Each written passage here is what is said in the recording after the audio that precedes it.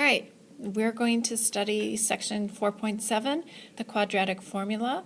And our objective is to solve quadratic equations using what we call the quadratic formula. Many of you have heard of this already. And we want to determine the number of solutions by using what we call the discriminant. The actual quadratic formula, now we're solving quadratic equations, so we do want to make sure that we set all of our equations equal to 0 and that they are in standard form. And then A, B, and C are the coefficients of x squared, x, and then C is our constant variable, or constant term. And the formula then is x equals a negative b plus or minus the square root of b squared minus 4ac, all divided by 2a. And some of you may have put little music rhymes and songs to that to help you remember that from teachers in the past. Okay, good. And so let's look at problem 1. What are the solutions? And use the quadratic formula. So we have a quadratic equation here. The first thing, like Ms. Hatfield said, is we want to set that equal to 0. So we'll do that, and we're going to get 5x squared minus 2x minus 2 equals 0. And then I like to literally just go and label my A, my B, and my C. So we'll write those out there. And then from there, we're going to go and I'm going to do a direct substitution into the quadratic formula. So I get x equals the opposite of b. B is negative 2, so I'm going to get positive 2 plus or minus the square root. Now this is key. When you square b, if b is negative, make sure you put that negative inside the parentheses. So negative 2 squared, because negative 2 squared is going to get a positive 4. If you didn't put parentheses around it, you could get a negative 4, and then your answer is completely wrong. Minus 4 times 5 times negative 2, our A and C. And again, making sure you use the parentheses there. Good. And then all over 2 times 5. So step 1 is doing a good substitution, making sure that you have the right numbers in the right spot. And now when I clean this up, I kind of do it in pieces. I'm going to clean up what's underneath the radical first. So I have negative 2 squared, which is 4. And then I have negative 4 times 5 is negative 20, times a negative 2 is a plus 40. And then I also multiply the bottom together. 2 times 5 is 10. So that's what we have right now. And as I keep going from left to right here, I'm going to get 2 plus or minus square root.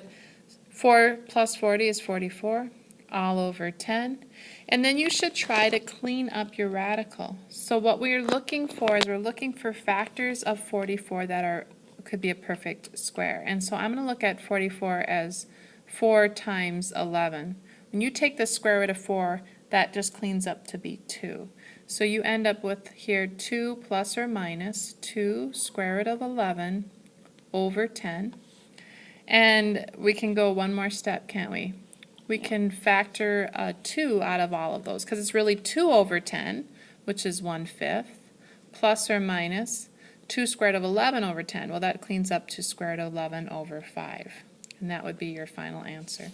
And make sure you understand that that's actually 2 answers. It's 1/5 plus the square root of 11/5 and 1/5 minus the square root of 11/5. Good.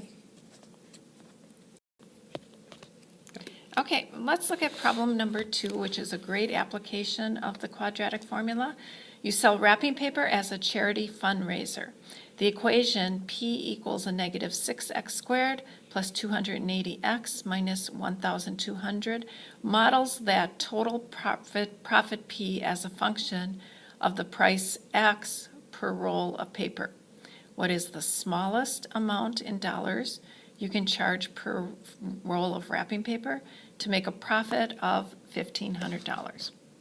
All right, we're going to start by realizing that that profit of $1,500 could be made equal to the P in the equation that they gave you, the profit. So we're going to put 1,500 in, and then we're going to clean it up and make that quadratic equation equal to 0. So I'm going to end up with a negative 6x squared plus 280x minus 2,700. If you identify your A, B, and C, that kind of makes it easier to substitute in. All right, in substituting then, we're going to have x equals a negative 280 plus or minus the square root of 280 squared minus 4 times a minus 6 times a minus 2,700, all divided by a negative 12. All right, now let's clean up that radical, and if you do all of the calculations, you end up with the square root of 1,300 or 13,600. So we're going to have a negative 280 plus or minus 116.62, all divided by a negative 12. And now when I do that calculation, notice you have the plus or minus sign. So one answer is going to be negative 280 plus 116.62 divided by a negative 12. And that answer equals $13.62. And then if I do a negative 280 minus 116.62 divided by a negative 12, I'd get the answer $33.05. All right, now remember, you want to make the most profit with the smallest amount of dollars that are being charged per the wrapping roll. So you're going to choose $13.62 as your answer to this problem. Good.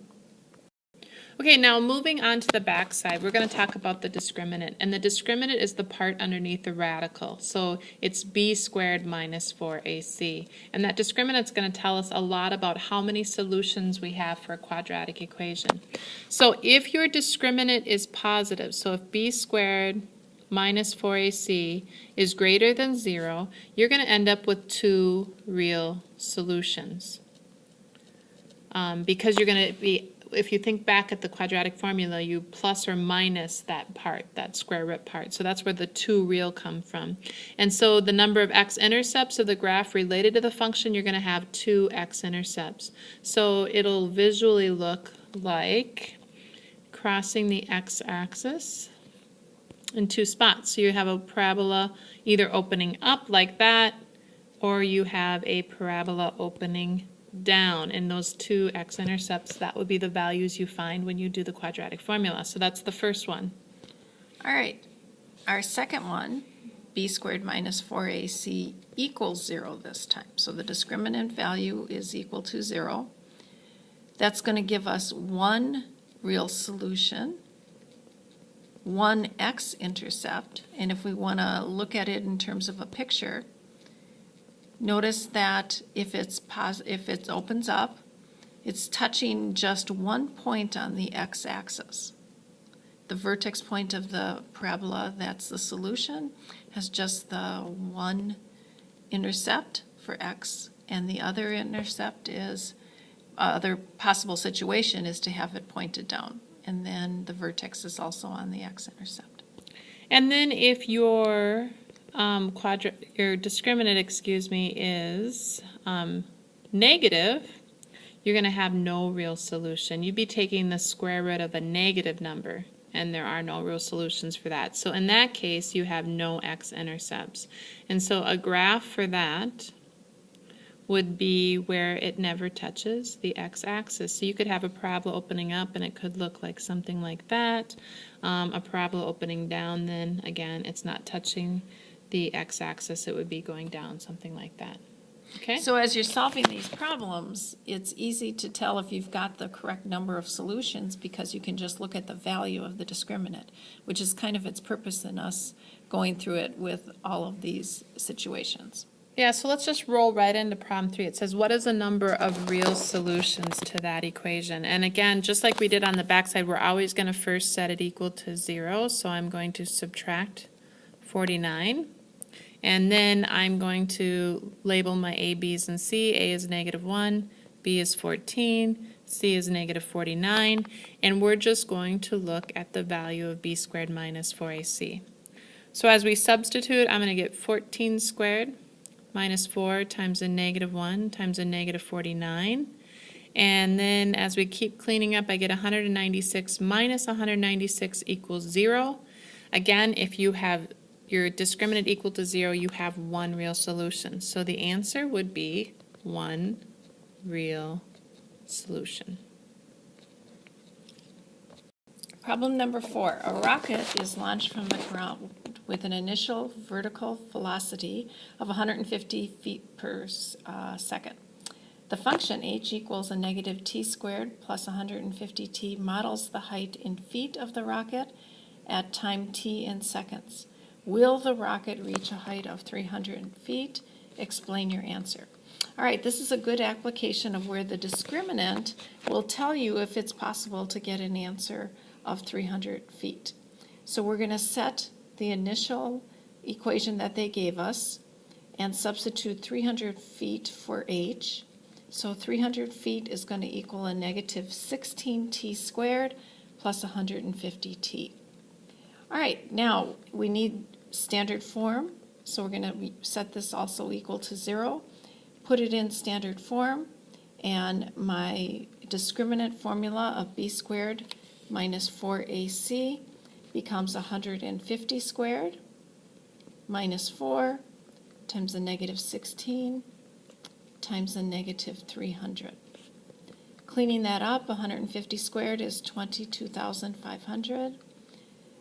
Negative 4 times negative 6 times negative 300 is minus 19,200 for a difference of 3,300 feet. So It's not really feet, but sorry. Oh, okay. I'm sorry. No, that's fine. It's just the actual discriminant. Okay. So we have two real solutions then, because our discriminant is positive, and thus we're saying that at a height of 300 feet, there are two possible answers. Okay, so I'm just writing out a good way to answer that. So since the discriminant is positive, there are, if you can read my writing as I'm writing here, there are two real solutions for a height of 300 feet. Great. So we're done with this lesson, and our objective for this lesson, again, we were going to solve quadratic equations using the quadratic formula. We went through a couple examples like that, and then we were using the discriminant to determine the number of solutions. So